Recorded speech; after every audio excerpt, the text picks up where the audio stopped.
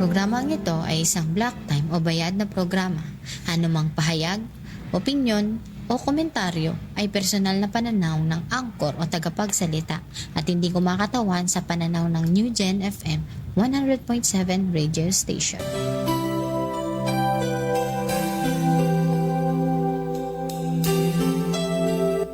Inihahandog ng United Pentecostal Church Bulan ang programang Si Jesus ang Buhay na Pag-asa. Pakinggan at subaybayan ang mga aral ng Diyos na magdadala sa atin sa katotohanan, espiritual na kalayaan, pag-asa at buhay na walang hanggan. Mapapakinggan tuwing araw ng Lunes hanggang Linggo sa ganap na alas 5 ng umaga dito lamang sa New Gen FM, hosted by Pastor Randy Rosari. Si Jesus ang Buhay na Pag-asa.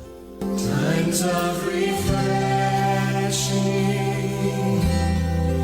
here in your presence,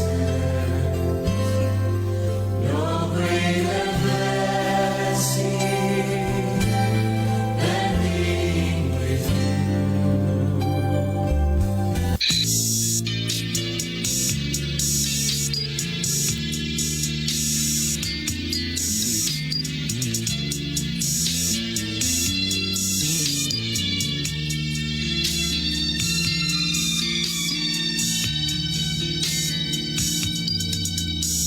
Ang dating landas ko, di alam kung saan patungo.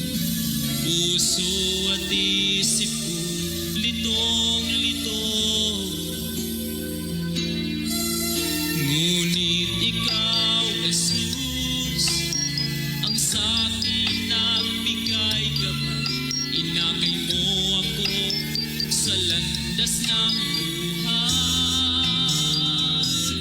Ang puso ko'y nagagalak na magpuri sa ngalan mo. Ang ibig ko'y laging laan sa pagsamba lamang sa'yo. Tunay ang dakila ka, O Diyos, sa buhay kong ito. Kaya't walang hanggang papuri ang alay ko sa'yo.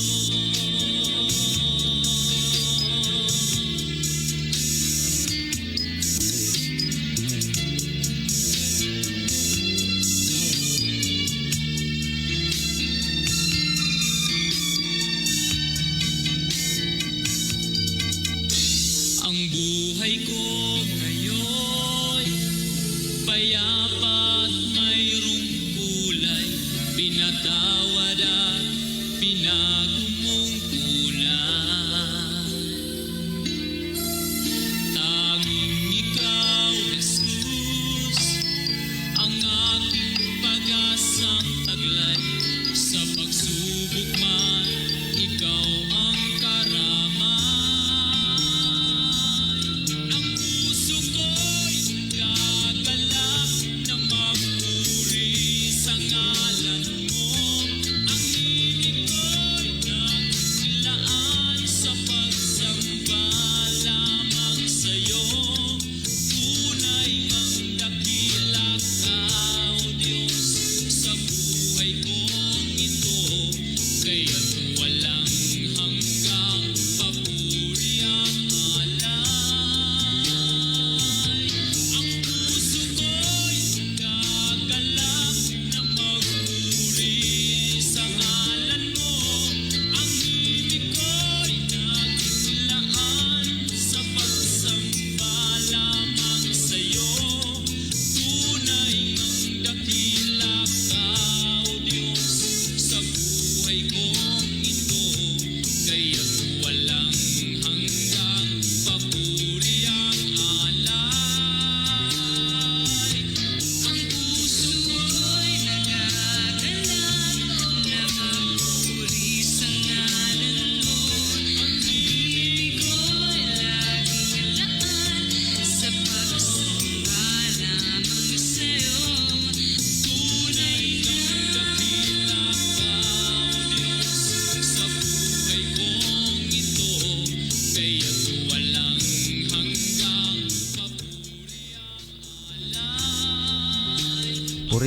pangalan ng ating Panginoong Hesukristo, mga kapatid at mga kaibigan. Sa himig po na inyong napapakinggan ay muli pong sumasahimpapawid ang programang Si Jesus ang Buhay na Pag-asa.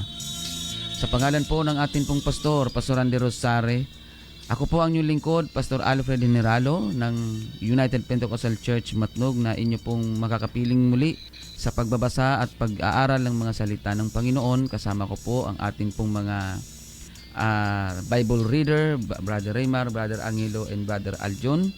Maraming salamat mga kapatid sa inyo pong pagsubaybay. Salamat sa inyong paglalaan ng oras at panahon para tayo'y mag-aral ng mga salita ng Panginoon.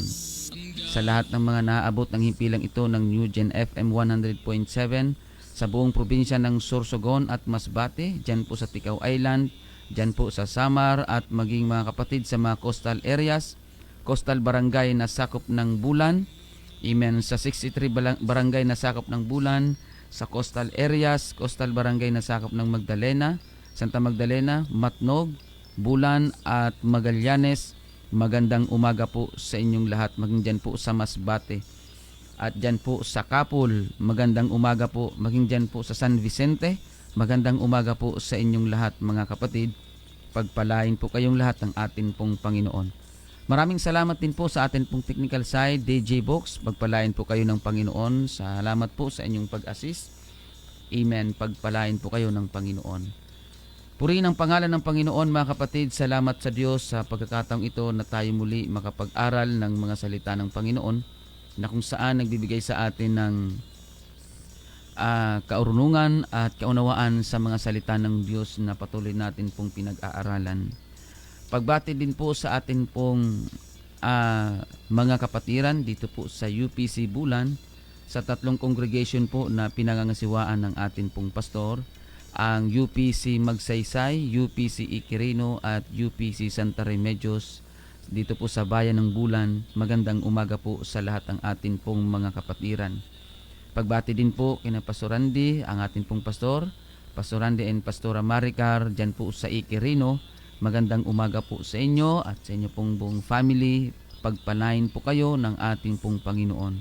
Maging ang atin pong makapatiran dyan sa Iquirino, amen, ang Hisalan family. Praise God, pagpalain po kayo ng Panginoon. Amen. At maging ang mga kapatiran po natin dyan sa Hamorawon, dyan po sa Barangay Kalpi, magandang umaga sa atin pong mga kapatiran.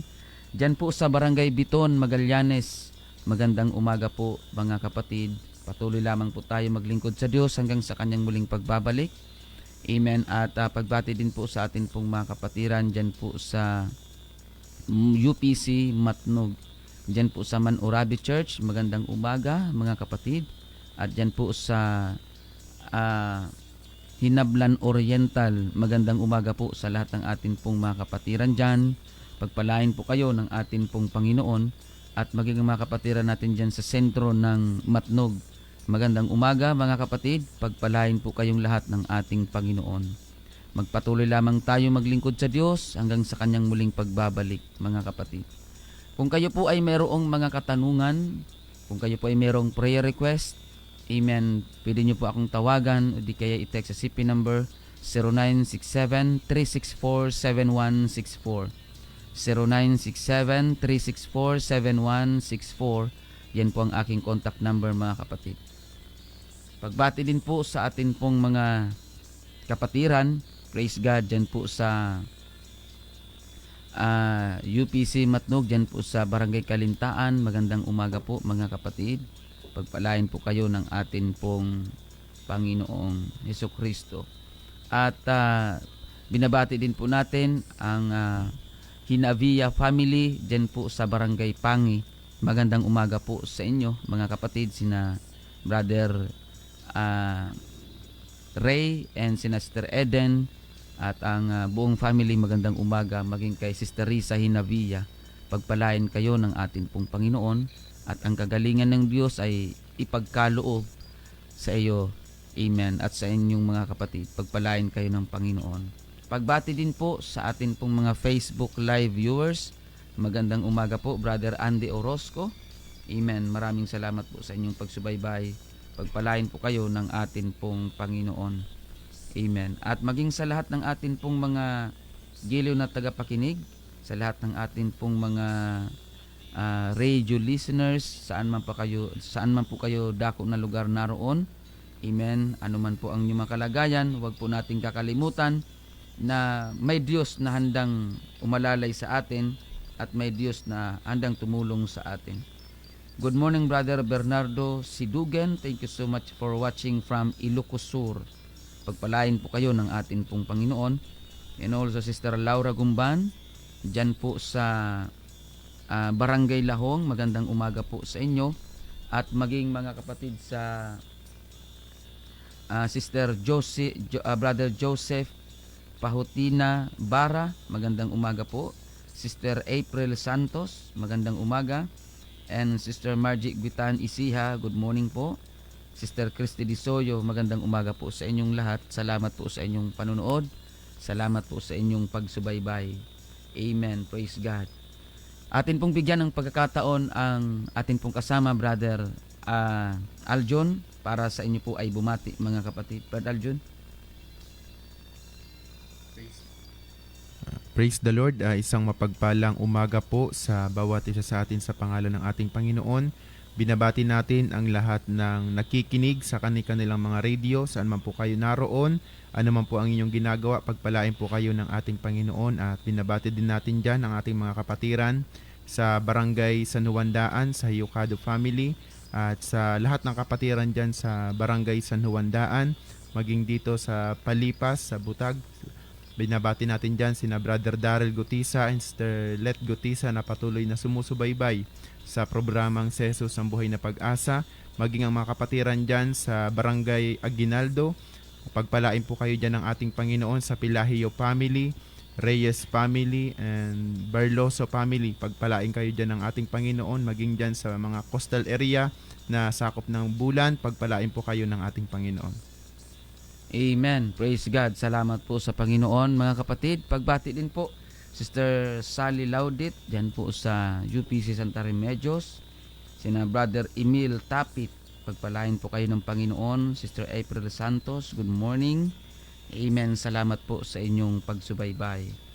Praise the Lord. Amen. At maging sa lahat ng mga Sister Divine Espela Guyal, good morning. At maging sa lahat ng mga nanonood, amen, at mga manunood pa lang, magandang umaga po sa inyo. Pagpalain po kayo ng atin pong Panginoon. Amen. Praise God. Tayo po ay magpapatuloy, mga kapatid, sapagkat ang oras natin ay tumatakbo. Praise God, sa pag-aaral ng salita ng atin pong Panginoon. Atin pong bigyan ng mahabang oras ang atin pong pagtatalakay, sapagkat ito po ang pinakasentro ng atin pong programa. Tayo po ay manalangin. Amen. At simulan natin ang atin pong pag-aaral ng salita ng Panginoon. Hilingin po natin sa Diyos ang kanyang gabay at patnubay sa ating pagtatalakay. Amen. Praise God. Dakilang Diyos, aming Panginoong Hesukristo, maraming salamat po sa iyong kabutihan sa aming buhay.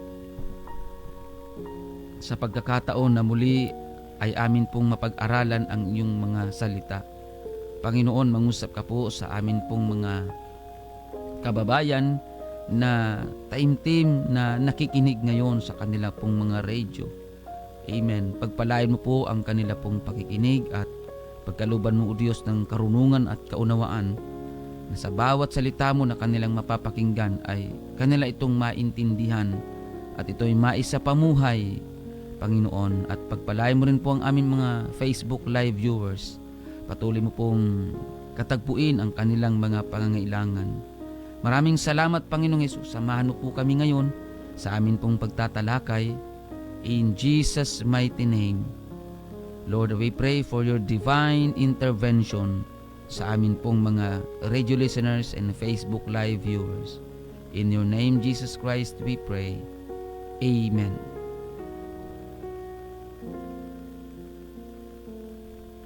Tayo po ay magpapatuloy, mga kapatid. Kung kayo ay mayroong mga Biblia,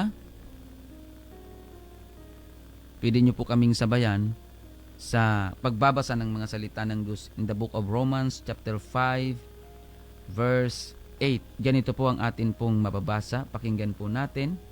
Datapwat ipinagtatagubili ng Diyos ang kanyang pag-ibig sa atin, na nang tayo'y mga makasalanan pa, si Kristo ay namatay dahil sa atin. Amen. Salamat sa Panginoon sa pagkabasa ng kanyang banal na salita sa pamagitan ni Apostol Pablo.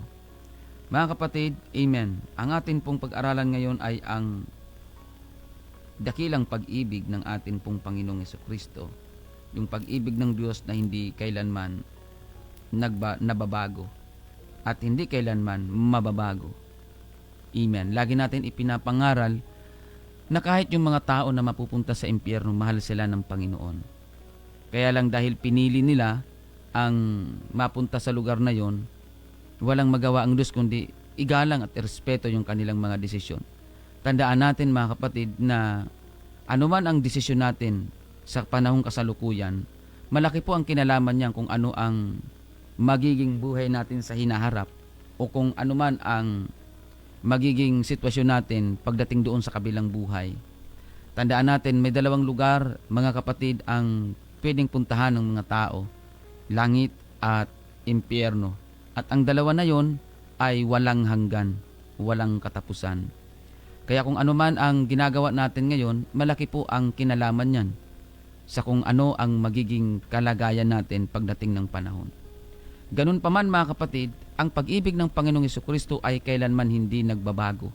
Sa tao, hindi ito nagbabago, anuman ang mangyari, anuman ang maging sitwasyon, ilan mang ang lumipas na mga taon, hindi pa rin ito magbabago kailanman. Sapagkat ang Diyos ng tayo ay inibig, amen, praise God, wala po itong kondisyon. Mahalin mo man ang Diyos o hindi, mahal ka ng Panginoon. Ganun pa man mga kapatid, isa sa pinaka-problema sa panahon ngayon, hindi lang ang taas ng bilihin, hindi lang ang crisis, hindi lang yung inflation, mga kapatid, hindi lang yung kaguluhan sa atin pong mundo, hindi lang po yan ang pinaka-problema ngayon. Kundi ang pinaka-problema mga kapatid sa panahon ngayon ay ang pag-ibig ng tao sa Diyos. Sapagkat iilan lamang po ang mga tao na nagpapakita ng kanilang pag-ibig at pagmamahal sa Diyos. Tandaan natin, ang pag-ibig sa Diyos, hindi po ito na ipapakita sa pamagitan ng pagbigkas lamang ng salita na sasabihin ng tao, mahal ko ang Panginoon, ako ay umiibig sa Diyos. Hindi po ganon, sapagkat ang Diyos po, hindi po siya nakukuha, hindi po siya nakukumbinsi ng salita lamang. Dahil nais ng Panginoon na kung anuman ang ating nararamdaman para sa Kanya, kailangan ipahayag natin ito sa pamamagitan ng ating gawa, mga kapatid. Amen. Bagamat alam ng lahat ng tao na may Diyos, pero hindi lahat ng nakakaalam sa Diyos ay totoong umiibig sa Diyos. Amen. At hindi lahat ng naglilingkod ay totoong umiibig sa Diyos, mga kapatid, sapagkat at hindi lahat ng mga palasimba ay totoong umiibig sa Diyos. Kasi may mga tao na nagsisimba, pumupunta sa simbahan para ipangalandakan sa iba na siya ay relihiyoso o siya po ay talagang nagsasadyos. Tandaan natin, ang paglilingkod sa Diyos, kailangan repasuhin natin ang ating mga sarili. Kung yan ba ay buong puso mong ginagawa, bunga ng iyong pag-ibig, o bunga lamang ng iyong pagmamalaki at pakitang tao. Huwag nawa mangyari na ang ating ginagawa ay pakitang tao lang ng ating pagpunta sa simbahan para lang masabi na ikaw ay relihiyoso at makadiyos na tao. Mga kapatid, hindi natin kailangan ipakita sa mga tao na tayo makadiyos. Sapagkat kung totoong tayo makadiyos ng buong puso at may malinis na puso, ipinapahayag naman ng Diyos yan eh. Hindi natin kailangan ipangalandakan yun. According to Romans chapter 8 verse 39, pakinggan natin. Kahit ang kataasan, kahit ang kababaan, kahit ang alinmang ibang nilalang ay hindi makapaghihiwalay sa atin sa pag-ibig ng Diyos na nasa kay Kristo Jesus na Panginoon natin. Mga kapatid, amen. Walang makapipigil sa Diyos, amen, sa pag-ibig ng Diyos sa tao. Mga kapatid, walang pwedeng pumigil at walang makakapigil ng pag-ibig ng Diyos sa tao at wala pong makakapagbago sa Diyos sa kanyang pag-ibig sa tao. Pastor, kahit na ang tao hindi sumusunod sa Diyos, yes. Kahit hindi ka sumusunod sa Diyos, mahal ka ng Diyos. But it doesn't mean mahal ka ng Diyos, ililigtas ka ng Diyos. Tandaan natin yan, mga kapatid. Hindi ibig sabihin na mahal ka ng Diyos, kahit anong gawin mo, kahit nagpapakasasa ka sa mga makamundong bagay, kahit ikaw ay nagpapakasasa sa mga kasalanan, ililigtas ka na ng Diyos. Hindi po ganon. Nais lang natin ipakita na ang pag-ibig ng Diyos ay talagang hindi ito nagbabago at walang makapagbabago, mga kapatid. Pero hindi ibig sabihin na porket mahal ka ng Diyos, ay kahit nag-i-enjoy ka sa paggawa ng kasalanan, ililigtas ka ng Diyos. Na kahit nag-i-enjoy ka sa kasalanan, hindi po. Sapagat ang makapagliligtas sa tao ay yung response ng tao sa utos ng Diyos, mga kapatid. Amen. Praise God. Kaya ang pag-ibig ng Diyos sa tao, kailangan natin maintindihan, wala nitong makapagbabago. Kaya sa mga nakikinig ngayon, huwag nating isipin na hindi tayo mahal ng Diyos.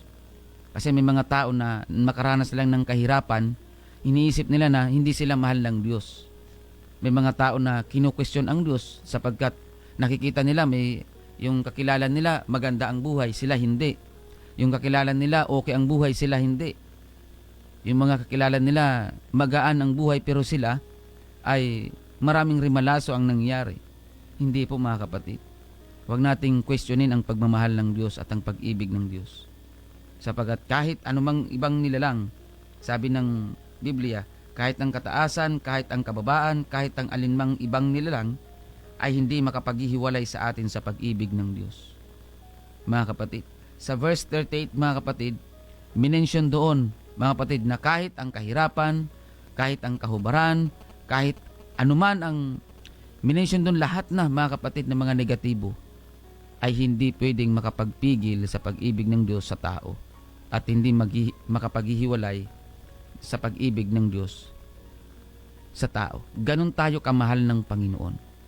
Kaya lang, ang tao po ang may problema sa pag-ibig at pagmamahal sa Diyos. Doon po nagkakaroon, mga kapatid, ng pagkapahamak ang tao.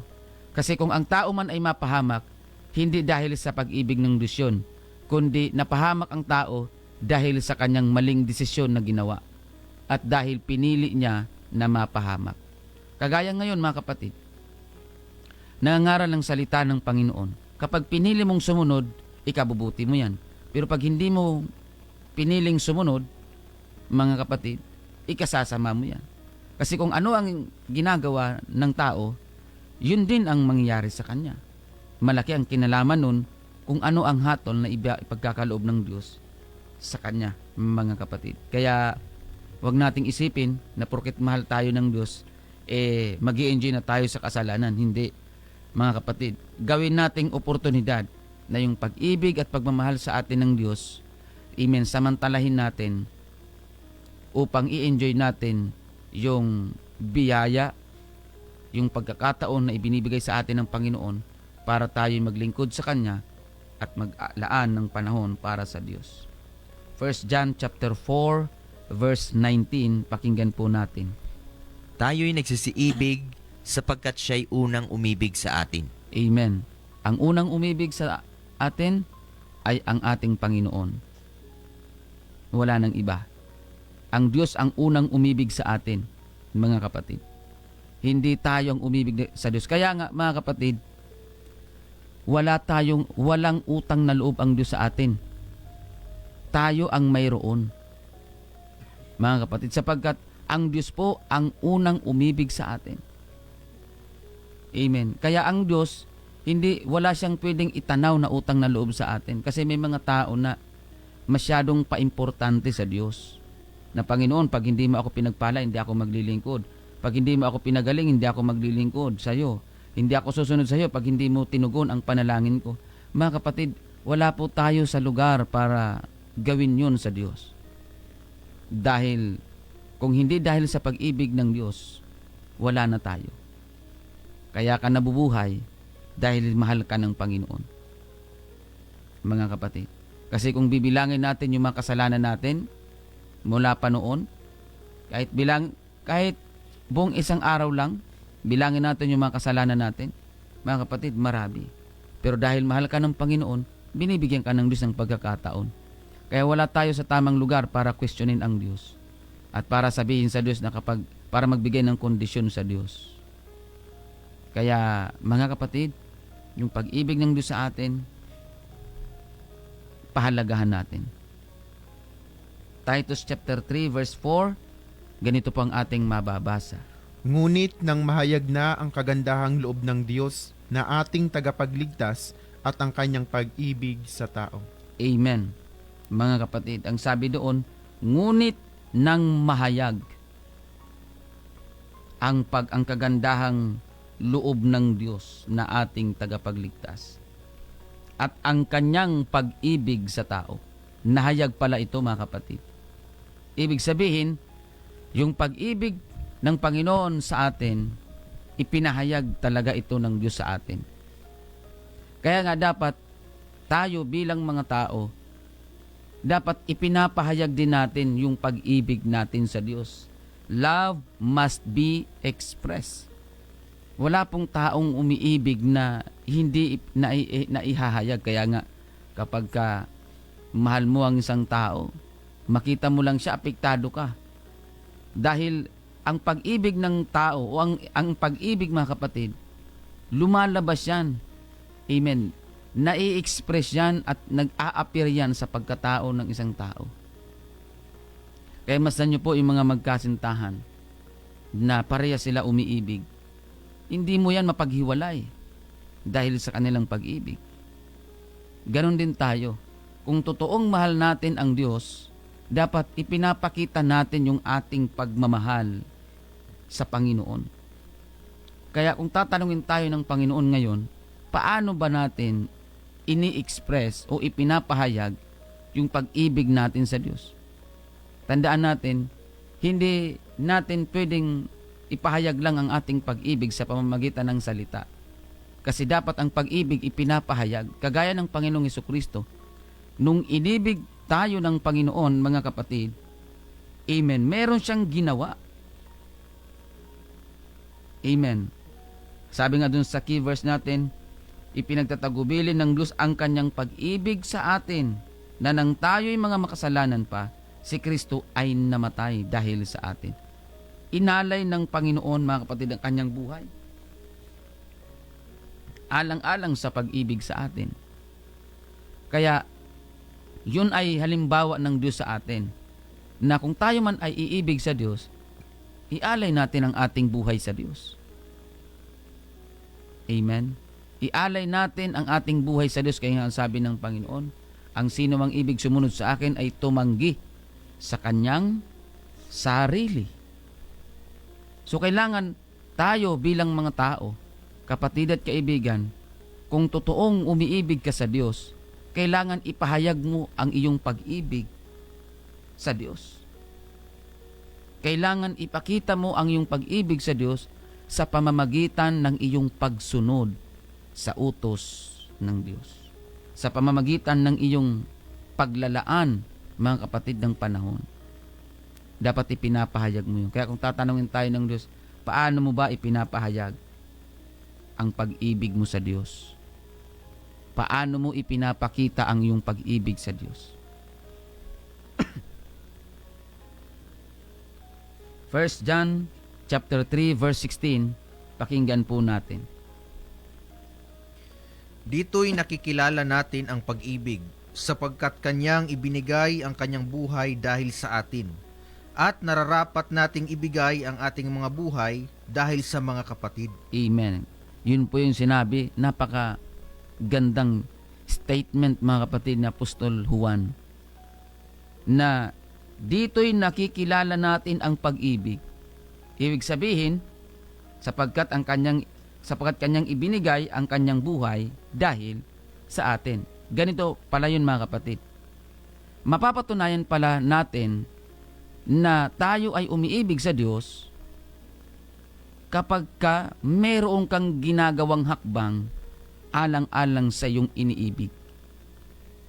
Dahil ang sabi ni Apostol Juan, dito ay nakikilala natin ang pag-ibig.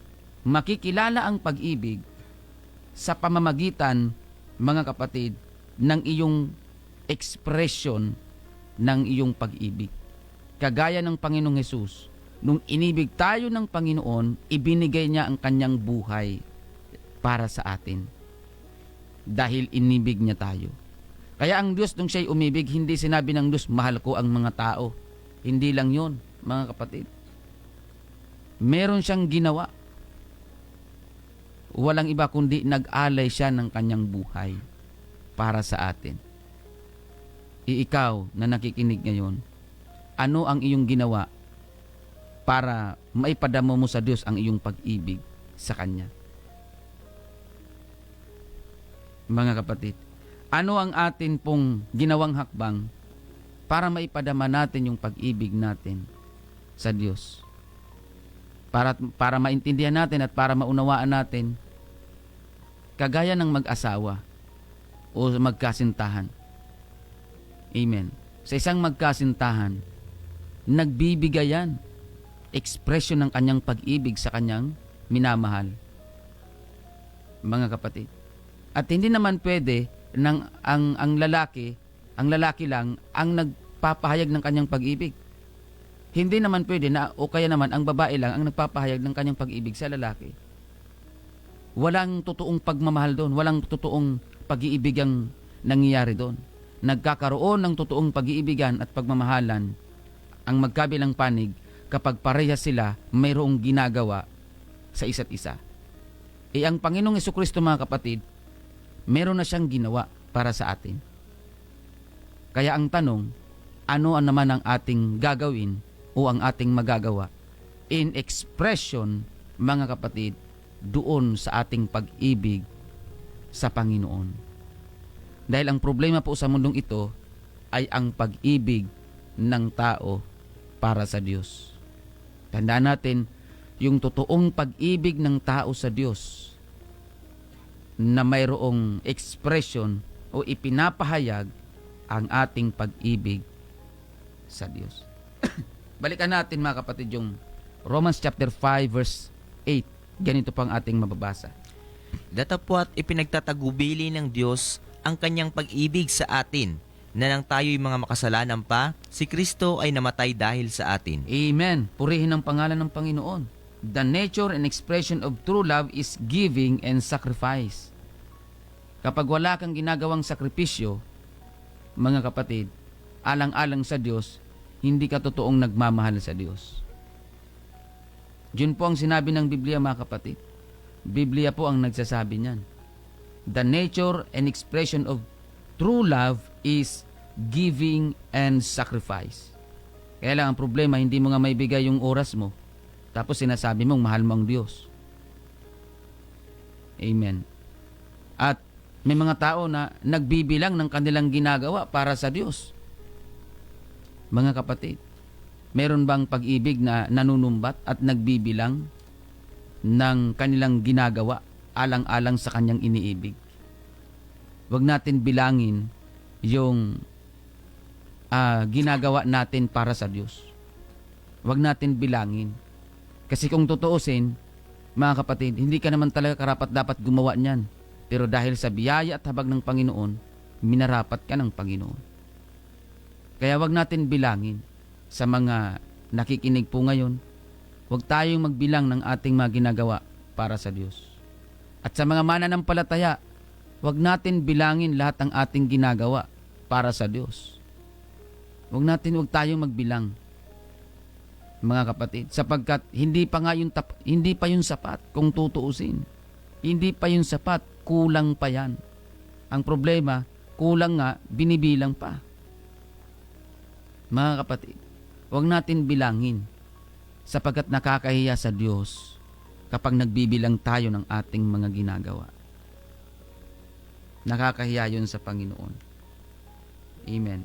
Kung bilangan naman tayo ng Diyos ng ginawa niya para sa atin, alam natin ang sagot dyan, mapapahiya lang tayo. Kaya ang pag-ibig ng Diyos sa tao? Walang kondisyon. Kasi kung may kondisyon ang pag-ibig ng Diyos sa tao, mga kapatid, kulang pa tayo sa kulang. Mga kapatid, hindi tayo papasa kung may kondisyon ang Diyos sa tao. Amen. Ang problema, yung tao na hindi naman karapat-dapat, sana, yun pa yung nagbibigay ng kondisyon sa Diyos. So, nakakahiya yun sa Panginoon. Kung meron man tayong nagagawa para sa Diyos, ipagpasalamat natin sa Diyos dahil nagawa natin yun. Kung meron man tayong nagagawa alang-alang sa Panginoon, ipagpasalamat natin yun.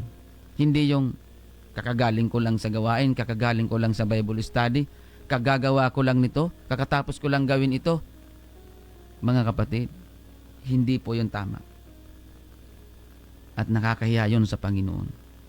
Dahil dapat ang pag-ibig natin sa Diyos wala ring kondisyon. May mga tao kasi na maglilingkod sa Diyos. Pag nakaranas ng problema, hindi na maglilingkod dahil may problema. Pag nakaranas ng karamdaman, hindi na magtitiwala at maglilingkod sa Diyos kasi may karamdaman na. Pag nakaranas ng kagipitan, hindi na magsisimba dahil may kagipitan. Pag nakaranas ng problema, hindi na magsisimba dahil mayroong problema. So, ang kanilang pag-ibig ay may hangganan, may kondisyon na kung bibigyan natin ng lingwahe at kung bibigyan natin ng statement yung ginagawa ng mga tao, ganito po ang statement niyan. Panginoon, maglilingkod ako sa iyo, wag basta maayos lang ang buhay ko. Dahil pag binigyan mo ako ng mga problema at karamdaman at kagipitan, hindi na ako maglilingkod sa iyo. Parang yun yung statement. Kung bibigyan natin ng lingwahe yung ginagawa ng mga tao ngayon. Sa mga kapwa ko kapatiran, sa mga kapatid natin sa pananampalataya, may mga ganun na pag may problema, hindi na magsisimba, hindi na mag-a-attend, hindi na a-attend sa Bible study, hindi na a-attend sa prayer meeting, hindi na a-attend sa gawain every Sunday, hindi na a-attend dahil may problema. Brad, sister, bakit hindi ka na nagsisimba? Kasi pastor, may problema. Kasi pastor, may kagipitan. So yung kanilang commitment, yung kanilang pag-ibig sa Diyos, may hangganan, may kondisyon. Paano kung hindi ka nalubayan ng problema? Wala ka ng pag-ibig sa Diyos. Paano kung hindi ka nalubayan ng pagsubok at kagipitan? Hindi ka na maglilingkod. Huwag naman po sana ganun, mga kapatid. Dahil sa totoo lang, kung hindi ka maglilingkod sa Diyos, ikaw rin ang lugi niyan. Ikaw rin ang may hirapan. Sapagkat ang Diyos, kung hindi ka maglingkod sa Kanya, wala namang mawawala sa Diyos. Kung hindi ang tao maglingkod sa Diyos, wala namang mawawala sa Diyos. May mga tao kasi na, Panginoon, pag hindi mo ako pinagaling, hindi talaga ako maglilingkod, hindi kita pupurihin. So, may panggulat pa na ginagawa. Kung, sabi nga sa Bicol, unrahan kita sa Diyos. Kung payagan ng Diyos yung hamon natin, wala tayong magagawa doon, mga kapatid. Lugi tayo. Kahit saang tingnan, kahit saang anggulo tingnan, lugi tayo. Kaya kung meron man tayong dapat gawin, ay yung tingnan natin na oportunidad at pribilehiyo ang maglingkod, na hindi lahat ng tao ay nakakagawa nun. Kaya kung ikaw man ay nagagawa mo yan, na maglingkod sa Diyos, ipagpasalamat mo sa Panginoon yan, na nagagawa mo yan. Huwag na tayong humingi ng kondisyones, kundi pagpasalamat natin sa Panginoon kung ano man ang ating nagagawa. Kung meron ka mang nagagawa, salamat sa Diyos, pero hindi pa yan sapat. Purihin ang pangalan ng Panginoon. 1 John chapter 5 verse 3, ganito po ang ating mababasa. Sapagkat ito ang pag-ibig sa Diyos, na ating tuparin ang kanyang mga utos at ang kanyang mga utos ay hindi mabibigat. Ito ang totoong pag-ibig sa Diyos. Sapagkat ito ang pag-ibig sa Diyos, na ating tuparin ang kanyang mga utos. Kung totoo kang umiibig sa Diyos, dapat tumutupad ka sa utos ng Diyos. So ibig sabihin, para maipakita natin na totoo ang ating pag-ibig sa Diyos, ay gagawin natin yung mga utos ng Diyos. Mga kapatid. Kaya nga, ang totoong umiibig sa Diyos, mayroong ginagawa. na pagsunod sa utos ng Diyos. Kaya kung mahal mo ang Panginoon, dapat naglalaan ka ng oras. Dapat yung lakas mo, ibinibigay mo sa Diyos. Yung substance, yung mga tinatangkilik mo, dapat, amen, mayroong kang pagsunod sa Diyos niyan. At higit sa lahat, yung iyong buhay. Amen. Kaya, kung mahal mo ang Panginoon, maglaan ka ng oras. Kasi, naipapakita natin ang halaga ng isang bagay kapag binibigyan natin ng oras.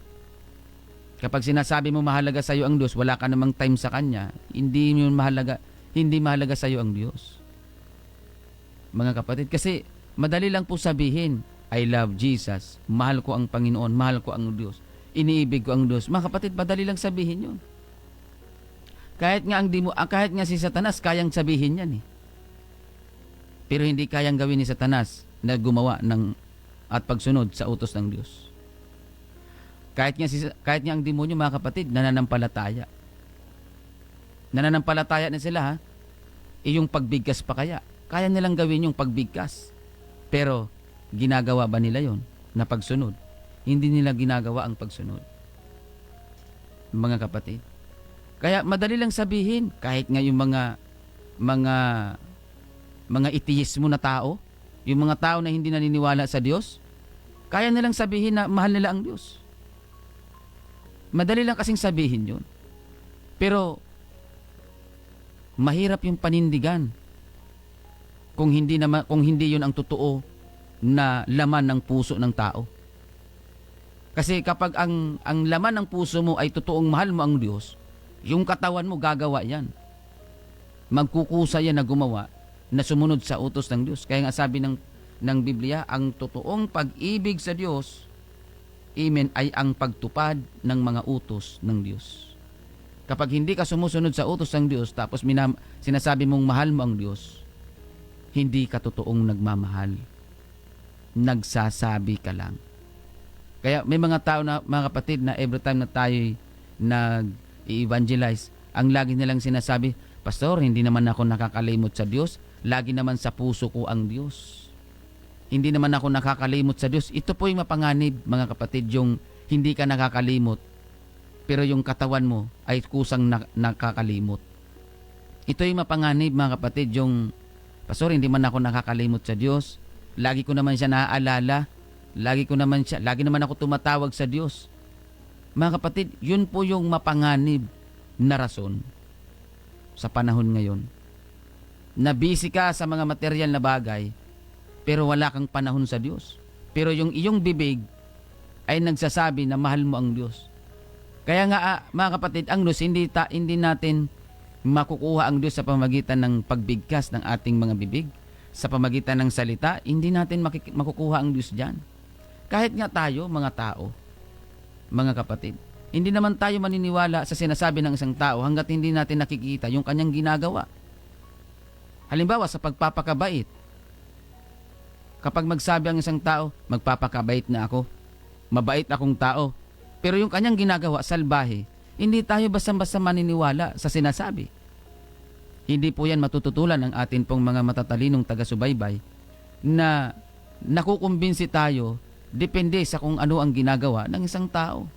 Tayo nga, mga kapatid, ng mga tao, hindi tayo basta-basta nakukumbinsi at napapaniwala ng salita lang ng isang tao. Kundi napapaniwala tayo sa kung ano ang ginagawa ng isang tao. Tandaan natin, mga kapatid, amen, ang unang kasaysayan ng pagkahulog ng tao sa kasalanan, nagsimula po yan, mga kapatid, sa pagkikipag-usap. Nadala, mga kapatid, si Eva at si Adan sa salita. Mga kapatid, ang akala ni Eva at ni Adan, yung kausap nila, ay nagmamalasakit sa kanila. Pero ang totoo, hindi pala. Kaya, mga kapatid, ang salita, pwede yan makadaya. Kaya ang Diyos, pero yung gawa, hindi po yan makakadaya. Yung ginagawa ng tao, hindi tayo madadaya kung anong ginagawa natin. Pero yung salita, nakakadaya yan. Pwede ka makapanloko sa pamagitan ng iyong pananalita. Pero yung ginagawa at kinikilos ng katawan mo, mga kapatid, Amen. Sabi nga ng kasabihan, action speaks louder than voice. Yung kinikilos natin, yun mismo talaga ang nagpapakita kung ano ang laman ng ating damdamin, puso at damdamin. Kaya nawa, ganun din dapat ang gawin natin sa Diyos. Kung talagang mahal natin ang Diyos, maglaan ka ng panahon para sa Kanya, ibigay mo ang iyong lakas para sa Diyos, ibigay mo yung iyong buhay para sa Diyos. Kasi may mga tao na nagsasabi, mahal ko ang Panginoon, pero yung kanilang panahon ay wala sa Diyos, kundi nandoon sa mga material na bagay. So mga kapatid, hindi natin maluloko ang Diyos. Amen. Sa mga nagsasabi na mahal nila ang Panginoon, marahil mapapaniwala nyo ang tao, pero yung sarili nyo at ang Diyos, yan ang magsasabi ng totoo. Mark chapter 12, verse 30, pakinggan natin ang sinasabi. At iibigin mo ang Panginoon mong Diyos ng buong puso mo, at ng buong kaluluwa mo, at ng buong pag-iisip mo, at ng buong lakas mo. Malinaw po ang sinasabi ng Panginoon. Iibigin mo ang Panginoon mong Diyos ng buong puso, buong kaluluwa, buong pag-iisip, at buong lakas. Ibig sabihin, yung buo mong pagkatao, kailangan nakikitaan yan ng paggawa, mga kapatid, in response doon sa pag-ibig mo sa Panginoon. Mga kapatid, sa mga kapatiran, kung talagang mahal natin ang Panginoon, ipakita natin sa gawa, huwag sa salita. Sa gilo naming mga taga-subaybay, sa mga radio listeners, Facebook live viewers, kung talagang mahal natin ang Diyos, ipakita natin sa gawa, huwag sa salita. Mga kapatid, kung mahal mo ang Panginoon tapos reklamador ka, hindi 'yung totoong pagmamahal. Sinasabi mong mahal mo ang Diyos, pero amen, pagka inutusan ka, busy ka, hindi yan totoong pagmamahal. Pagka mayroong gagawin ay hindi, kumbaga, ang sabi kasi dito, buong lakas eh. Hanggat may natitira ka pang lakas, ibigay mo yan sa Panginoon. Mga kapatid, buong lakas. John 14:15, ganito po ang ating mababasa. Kung ako'y inyong iniibig, ay tutuparin ninyo ang aking mga utos. Lahat ng umiibig sa Panginoong Hesus, ang sabi ng Panginoon, kung ako ay inyong iniibig, hindi sinabi ng Panginoon, sabihin nyo sa akin. Kung iniibig nyo ako, hindi naman sinabi ng Panginoon, sabihin nyo sa akin kung iniibig nyo ako. Pero anong sabi ng Panginoon? Kung ako'y inyong iniibig, tutuparin ninyo ang aking mga utos. Kaya nakikita mga kapatid ng Diyos kung sino talaga yung totoong umiibig sa Kanya. At alam natin na ang totoong umiibig sa Panginoong Hesus, yun yung mga taong sumusunod at tumutupad sa utos ng Diyos. Kapatid at kaibigan, kahit ilang taon ka nang pabalik-balik sa simbahan, kapag wala ka namang panahon sumunod sa utos ng Diyos, hindi basihan yun. Na ilang taon ka na pabalik-balik sa simbahan ay hindi po yung basihan na mahal mo ang Diyos. Kasi may mga tao na pabalik-balik sa simbahan pero hindi naman nakikitaan ng pagsunod. Mga kapatid. Kaya nga sabi ni Propeta Samuel, obedience is better than sacrifice. Walang saysay ang ating mga sakripisyo kung wala tayong totoong pagsunod sa utos ng Panginoong Hesukristo. Masasayang lang yung ating mga ginagawang sakripisyo kung wala tayong totoong pagsunod sa utos ng Panginoon. Kung magsasakripisyo lang rin naman tayo, kailangan lakipan na natin ang totoong pagsunod para maging acceptable yung ating pong sacrifices. Nagiging acceptable lang yung ating mga sakripisyo kung ito po ay bunga ng ating pagsunod. May mga tao kasi na willing sila to sacrifice pero hindi sila willing to obey. Madali lang kasi mag-sacrifice pero yung pagsunod, mga kapatid, madali lang mag-sacrifice lalo na kung marami ka, pag-aari, madali lang mag-sacrifice. Pero ang totoong sakripisyo, ay ang bunga ng pagsunod sa utos ng Panginoon. Yun ang totoong sakripisyo na tinatanggap ng Panginoong Jesucristo. Mga kapatid, amen. Minsan, nalilimutan natin ang pag-ibig ng Diyos dahil mas pinipili nating kalimutan. Dahil sa atin pong mga kalagayan, pero tingnan natin kung paano tayo inibig ng Diyos. Kapatid at kaibigan, kahit hindi natin sabihin, hindi natin may kakaila ang katotohanan. Makasalanan tayo. Araw-araw tayo nagkakasala. Araw-araw tayo nagkukulang. Pero kung titingnan natin yung pag-ibig ng Diyos sa atin, pang walang hanggan at walang katapusan. Amen. Kaya, kung mayroon man tayong dapat gawin in response doon sa pag-ibig ng Diyos sa atin, yun ay ang ating pagsunod sa Kanyang utos. Na kahit mahirap, kahit mabigat, kahit pa yung mga tao ay hindi sang-ayon sa ginagawa mong pagsunod sa utos ng Diyos, ginagawa mo pa rin. Diyan humahanga ang Panginoon. Na kahit na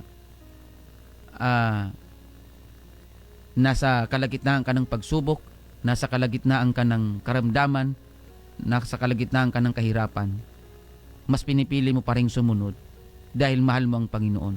Diyan humahanga ang Diyos.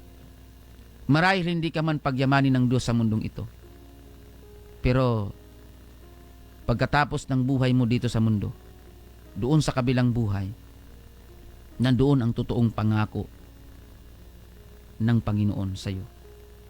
Kaya wag nating gawing basihan na kahit hindi ka pinagpala sa mundong ito ay hindi ka mahal ng Diyos. Kapatid, mahal ka ng Panginoon.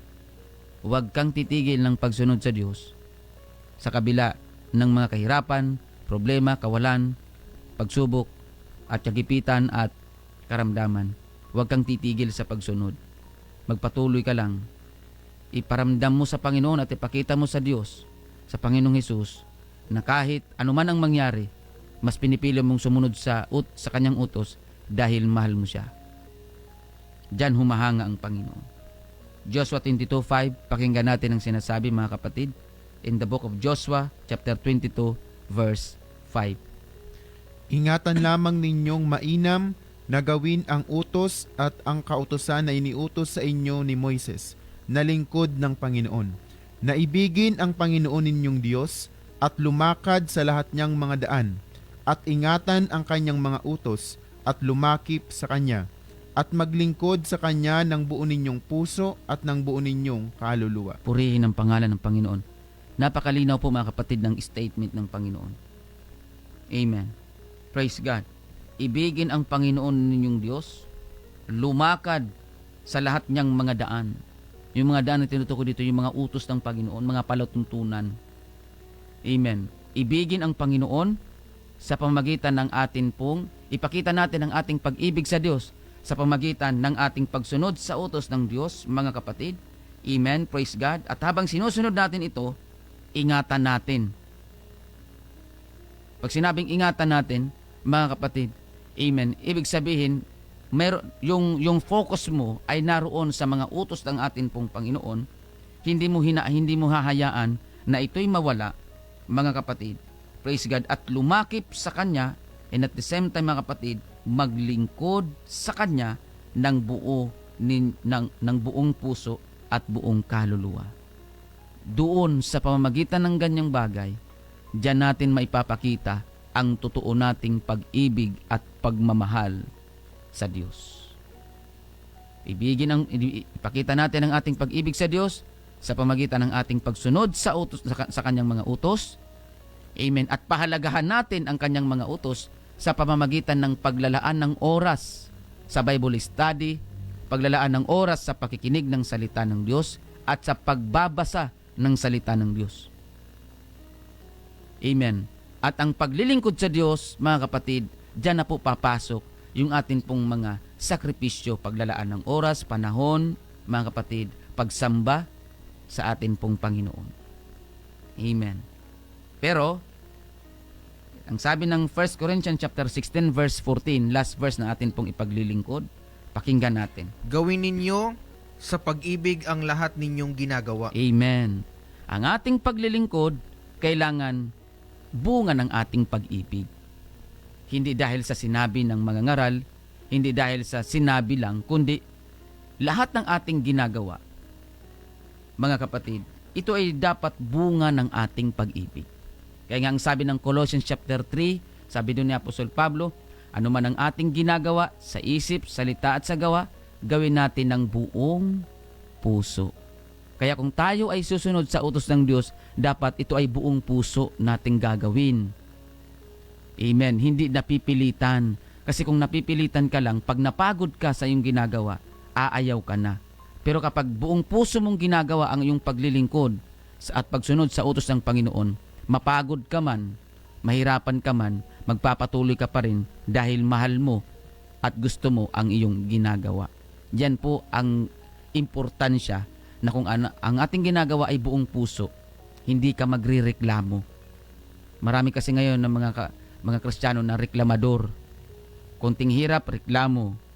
Kunting gasgalos, reklamo. Huwag nawa mangyari mga kapatid. Lahat ng ating ginagawa, gawin natin sa pag-ibig. Bunga ng ating pag-ibig, anuman ang ating mga ginagawa para sa Panginoon. Kaya mga kapatid at mga kaibigan, huwag nating hayaan na yung atin pong pag-ibig, amen, ay hindi natin maipakita sa atin sa pamagitan ng ating magawa. Ipakita natin ito dahil mahal natin ang ating Panginoon. Again, mga kapatid, hindi natin makukuha ang Diyos sa pamagitan ng salita lang, kundi sa pamagitan ng ating mga ginagawa. Let us pray mga kapatid sa atin pong pagtatapos. Amen. Tayo ay manalangin sa atin pong Panginoon. Praise the Lord. Dakilang Diyos, aming Panginoong Hesukristo. Maraming salamat po Panginoon sa napakagandang pagtatalakay na iyo pong ipinagkalob sa bawat isa amin.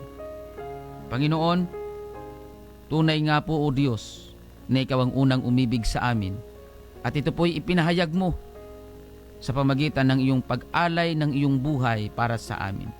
At ngayon Panginoon, in response doon sa pag-ibig mo sa amin, tulungan mo kami o Diyos na yung pag-ibig namin sa iyo ay maipadama namin at maipakita namin sa pamamagitan ng aming paggawa, pagsunod sa iyong mga utos. Tulungan mo kami, O Diyos, lahat ng aming mga radio listeners, Facebook live viewers.